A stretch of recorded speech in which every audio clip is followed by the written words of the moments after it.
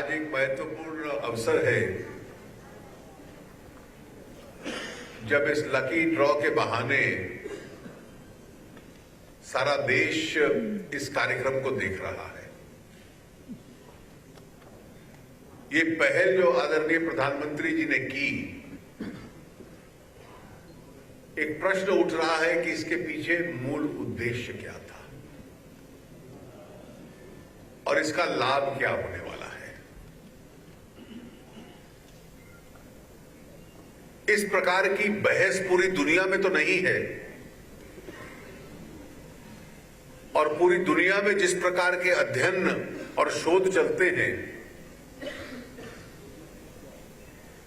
उसमें लगभग ये साबित हो चुका है कि किसी भी अर्थव्यवस्था के लिए और किसी भी देश के हित में है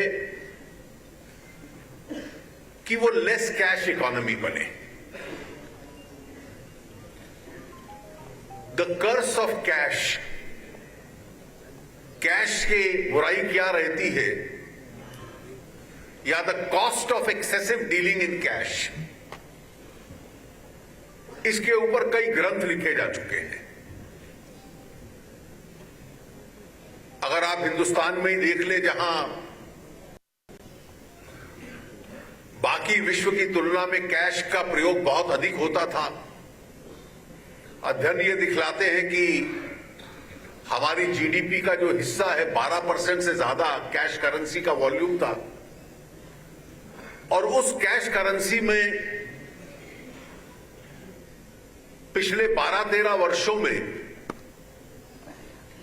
40% से कम हुआ करती थी जो हाई डिनोमिनेशनल करेंसी थी 500 और 1000 की, वो 86% तक पहुंच गई। और उसका असर हम सब लोग देखते हैं। मैं कई बार ये उदाहरण दे चुका हूं कि भारत में जो सामान्य स्थिति क्या थी जनजीवन की, सामाजिक और आर्थिक जीवन की, और उस देश में जो कई बार ख्वाब देखता है, कल्पना करता है कि हम विकासशील देश से विकसित देश बने। आज पूरी दुनिया मानती है कि भारत प्रमुख अर्थव्यवस्थाओं में सबसे तेजी से बढ़ने वाली अर्थव्यवस्था है। पूरे विश्व में भारत एक ब्राइट स्पॉट माना जाता है और मंदी के युग में भी प्रगति कर रहा है, इसलिए भारत की एक पहचान बनी है। तो एक और तो हमारा अस्तित्व ये है और दूसरी ओर सामान्य आर्थिक और जनजीवन ये था कि किसी को कोई संपत्ति खरीदनी हो तो पहला प्रश्न आता था कि इतना पैसा चेक से लगेगा और इतना कैश से लगेगा। कोई व्यवसाय करता था तो इतना कच्चे में होगा, इतना पक्के में होगा। और इस प्रकार की व्यवस्था ये जनजीवन का, सामान्य जीवन का एक अंग बन गई थी। ये अनैतिक है, इसकी कल्पना नहीं थी। अभी रविशंकर जी कह रहे थे कि देश की सेना सबसे प्रमुख बने। अगर आप कल्पना करें तो लगभग 20 लाख करोड़ का केंद्र की सरकार का बजट होता है। इस वर्ष लगभग 16 लाख करोड़ के करीब हमारी आमदनी है। उसमें से आधा हमें इनकम टैक्स से मिलता है, आधा जो इनडायरेक्ट टैक्सेस है उससे मिलता है। मैं उत्तर नहीं पूछूंगा, लेकिन आप में से कोई भी व्यक्ति अपने मन में अंदाजा कर ले कि जो ये कमी पड़ती है, जो घाटा होता है, वो हम उधार लेते हैं और हर साल लेते हैं देश चलाने के लिए, और आने वाली अगली पीढ़ी को और ज्यादा उधार में हम छोड़ के चले जाएंगे। एक प्रश्न अपने आप से पूछ के अपने मन में उत्तर दे दीजिए कि अगर ईमानदारी के साथ सारा हिंदुस्तान अपनी अर्थव्यवस्था चलाए, जिसको कि मैं कैश इकोनॉमी की जो बुराइयां होती है वो ना रहे, तो क्या ये घाटा होगा? क्या भारत के जो ग्रामीण क्षेत्रों की जो स्थिति है उसमें सुधार नहीं आएगा? का शासन और सरकार की क्षमता गरीब आदमी के ऊपर खर्चा करने की सुधरेगी नहीं? क्या देश की सेना के ऊपर जो आधा अधूरा खर्चा होता है उसको बढ़ा पाने की हमारी क्षमता बढ़ेगी कि नहीं बढ़ेगी? और पहले दिन से सरकार ने यह प्रयास किया, जब से मोदी जी आए, पहला निर्णय सरकार का था कि 2011 में सुप्रीम कोर्ट ने कहा था कि एसआईटी बनाइए। 2014 तक नहीं बनी, 3 दिन के भीतर उन्होंने एसआईटी बनाई। सुप्रीम कोर्ट के जजेस की क्या करना चाहिए? उसके पश्चात हमारे कई देशों से समझौते थे जहां यहां का पैसा बाहर जाता था और घूम के फिर वापस आ जाता था। मॉरिशस के साथ था, साइप्रस के साथ था, सिंगापुर के साथ था। कुछ देशों के साथ बदल दिया, कुछ के साथ बदलने वाले हैं कि ये व्यवस्था अब चल नहीं सकती। विदेशों में जिसके पास पैसा था, कई देशों के साथ समझौते किए कि कोई भी अगर बाहर रखता है तो उसकी जानकारी मिल जाए। जिनके पास बाहर था उनको एक अवसर दिया कि 60% टैक्स दीजिए, नहीं तो उसकी जो भी जिम्मेवारी होगी आपको भुगतनी पड़ेगी। देश में जिनके पास था उसके लिए आईडीएस लाई सरकार। बेनामी संपत्ति को गैर कानूनी करना और उसके लिए सजा का प्रावधान करना, वो कानून संसद ने इस साल पारित कर दिया। और एक ये स्वाभाविक व्यवस्था थी कि धीरे धीरे इसी दिशा में यह कदम था कि देश में कैश करेंसी को कम किया जाए। कैश करेंसी समाप्त नहीं होती, कम होती है, और विभिन्न प्रकार की डिजिटल करेंसी को प्रोत्साहित किया जाए। यह आम हिंदुस्तानी को समझ आ रहा है। कुछ वर्ग ऐसे हैं जिनको समझ आने में समय लगता है, और इसमें से कई बार हमारे साथी कई राजनीतिक दलों के हैं, उनको भी समय लगता है। मीडिया को भी थोड़ा समय बाद में लगता है।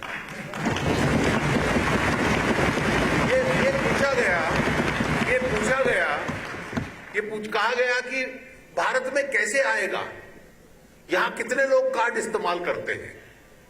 मैंने जब आंकड़े देखे तो 125 करोड़ के इस देश में लगभग 25 करोड़ परिवार हैं, 25 करोड़ फैमिलीज। तो क्रेडिट कार्ड और डेबिट कार्ड मिलाकर देश में इस वक्त 75 करोड़ हैं, जिसमें से 45 करोड़ वो हैं जो सक्रिय रूप से इस्तेमाल होते हैं। उसमें से ज्यादा संख्या वो है जो लोग एटीएम वगैरह का प्रयोग करते हैं। और इसलिए डिजिटल इकोनॉमी का एक उद्देश्य है कि वो लोग एटीएम पे जाने की बजाय सीधा किसी से सामान खरीदते हैं तो उसके माध्यम से पेमेंट कर सकते हैं। तो हमने उसको प्रोत्साहित करना शुरू कर दिया। जो पॉस मशीन्स चाहिए, जो 14-15 लाख स्थानों पर हैं और लाखों स्थानों पर आए, उसके ऊपर जितना टैक्सेशन था सारा माफ कर दिया ताकि सस्ती हो जाए। और बैंक आज एक एक मर्चेंट के पास जाकर कह रहे हैं कि हम आपको देते हैं, इसको रखिए। उसका दाम धीरे धीरे कम होगा क्योंकि संख्या बढ़ेगी। कार्ड्स के ऊपर जो कमीशन लेती थी मर्चेंट से, उपभोक्ता से नहीं लेते, जो व्यापारी होता है उससे लेते हैं। हमने 31 तारीख तक तो माफ कर दिया। आगे के लिए भी कह दिया कि जो 1000 रुपए तक ट्रांजैक्शन करेगा उसको केवल 1/4 0.25%, यानी 1% जो होता था उसका भी 1/4 हिस्सा कर दिया। उससे ज्यादा होगी 2000 तक तो 0.5%, ताकि उसका कार्ड का इस्तेमाल पहले बिल्कुल फ्री है, बाद में बहुत सस्ता होगा। और वो भी उपभोक्ता को नहीं देना पड़ेगा, जिससे सामान खरीदता है उसको देना पड़ेगा। फिर ये नई टेक्नोलॉजी आ गई ई बटुआ, ई वॉलेट की, कि आपका मोबाइल फोन ही आपका बैंक बन गया। केवल अकाउंट का नंबर डालिए, कितना पैसा देना है डालिए और अपना हैशटैग प्रेस कीजिए और दूसरे व्यक्ति तक पेमेंट पहुंच जाएगी। लेकिन जिसका अभी उदाहरण दे रहे थे रविशंकर जी, आधार बेस्ड पेमेंट का, ये तो उस वर्ग के लिए है जिसके पास ना क्रेडिट कार्ड है, ना डेबिट कार्ड है, ना मोबाइल फोन है। उसको सिर्फ अपना एक अंगूठा चाहिए। वो व्यक्ति स्वयं की पहचान है, अपना आधार नंबर लेकर चला जाए, व्यापारी के मोबाइल फोन में वो उसमें नंबर डालेगा और जो वो मशीन छोटी सी दिखला रहे थे, आज वो केवल 2000 रुपए की है, जब वो हजारों लाखों की संख्या में बिकेगी तो शायद 200 रुपए की हो जाएगी। उसके ऊपर अपना अंगूठा लगा दे, अमाउंट लिख दे फोन पे, वो भी व्यापारी के फोन पे, स्वयं की फोन की जरूरत नहीं, केवल अंगूठे की छाप देने से पैसा ट्रांसफर हो जाएगा। ये टेक्नोलॉजी किसी दूसरी दुनिया में नहीं है, क्योंकि आधार नंबर और आधार कार्ड की जो टेक्नोलॉजी है बायोमेट्रिक्स की, और इस अंगूठे की प्रिंट की पहचान, ये टेक्नोलॉजी केवल हिंदुस्तान के अंदर आई है। और इसलिए ये जो तर्क दिया जाता है कि गांव-गांव तक कैसे पहुंचेगा, मैं कई बार इसका उदाहरण देता हूं। 1995-96 में जब नरसिम्हा जी प्रधानमंत्री थे तो पहली बार मोबाइल फोन हिंदुस्तान में आई, कल्पना की गई। उस वक्त एक तर्क उठता था, अरे निजी कंपनियों को दे दोगे। आगे बढ़ता गया। आज से 15 साल पहले, 16 साल पहले, सन 2000 में अगर कोई ये कहता कि इस देश के हर गरीब के हाथ में भी मोबाइल फोन होगा तो कोई उस पर विश्वास कर सकता था क्या? 50 वर्षों में, पहले 50 वर्ष इस देश में 1% लोगों के पास टेलीफोन नहीं था। 0.8% थी टेलीडेंसिटी पहले 50 सालों में। लेकिन जब नई टेक्नोलॉजी आई तो भारत का एक स्वभाव था कि आम आदमी ने उसका प्रयोग किया। वो नई टेक्नोलॉजी का प्रयोग करने से घबराता नहीं था। He was not intimidated bye new technologies. और उसका असर ये हुआ कि जो 50 सालों में 1% जनसंख्या तक फोन नहीं पहुंच पाया था, पिछले 20 वर्षों में 90% को पार कर चुका है। और आज तो जिस देश में, कुछ 2-3 सप्ताह पहले जब बिल गेट्स यहां आए हुए थे तो हम में से कुछ लोगों से मिले तो मुझे उन्होंने कहा कि आपके देश में तो 100 करोड़ से ज्यादा मोबाइल फोन है, 109 करोड़ के पास आधार कार्ड नंबर है, 99% एडल्ट्स के पास है, तो आपके यहां तो कार्ड की टेक्नोलॉजी भी नहीं चलेगी। तो आपके यहां तो ये इतनी तेजी से ये फैलेगी डिजिटल इकोनॉमी। और ये हम लोग देख रहे हैं कि पिछले 1-1.5 महीने में एक व्यवसाय में लोगों ने इसका प्रयोग करना शुरू कर दिया। और जिस गति के साथ हो रहा है उसको ये देश स्वीकार कर रहा है। और इसलिए इसका जो लाभ होने वाला है कि जैसा प्रधानमंत्री जी ने पहले दिन कहा कि आपको कुछ समय के लिए इसकी तकलीफ हो सकती है, लेकिन धीरे धीरे रिजर्व बैंक करेंसी रोज रिलीज कर रहा है। और उसके बाद जो पैसा एकदम कैश के रूप में था, आज लोगों को बैंक में जब डालना पड़ा तो वो जो गुमनाम था, the anonymity of that money is gone. आज ये स्पष्ट हो गया है कि ये किसके पास था। अब उसकी टैक्स लायबिलिटी क्या होगी वो बाद में फिक्स होगी, वो अपने आप होती रहेगी। लेकिन आज व्यवस्था का एक अंग बन गया। और व्यवस्था का अंग बनने के बाद जब बैंकिंग सिस्टम में आता है तो समाज की ताकत बढ़ जाती है उसका प्रयोग करने के लिए। आज चाहे गरीब आदमी के मकान बनाने के लिए या किसी को व्यवसाय करने के लिए अगर ऋण की जरूरत है, और अर्थव्यवस्था तो बैंकिंग सपोर्ट के साथ चलती है, आज उसकी अपने आप में क्षमता बढ़ जाती है। और जो व्यवस्था का अंग बन जाता है वो टैक्सेशन का अंग भी बढ़ जाता है। और इसलिए इस प्रकार की अर्थव्यवस्था की देश चलता रहे, केवल उधार लेकर चलता रहे और आने वाली पीढ़ियों को उधार में हम लोग छोड़ते जाएं और विकास के लिए एक बहुत कम पैसा मिले, इस व्यवस्था के साथ जूझने की ताकत देश के अंदर आई है। और इसलिए हम लोग मान लें कि इसके लंबे अरसे में जो आर्थिक परिणाम होंगे एक ऐसे देश के लिए कि जिसकी जो शैडो इकोनॉमी थी या पैरेलल इकोनॉमी थी, जिस एक अर्थव्यवस्था का कोई गणित नहीं था, जिसकी कोई जवाबदेही नहीं थी, जिस पे कोई टैक्सेशन नहीं था, आज वो व्यवस्थित अर्थव्यवस्था का अंग बन जाती है। और इसलिए देश की अर्थव्यवस्था भी उससे बढ़ती है और साफ सुथरी भी होती है। और जो कैश अर्थव्यवस्था समाज के अंदर कुरीतियां पैदा करती है, ब्लैक मनी से लेकर, भ्रष्टाचार से लेकर, काउंटरफीट करेंसी से लेकर टेररिज्म तक,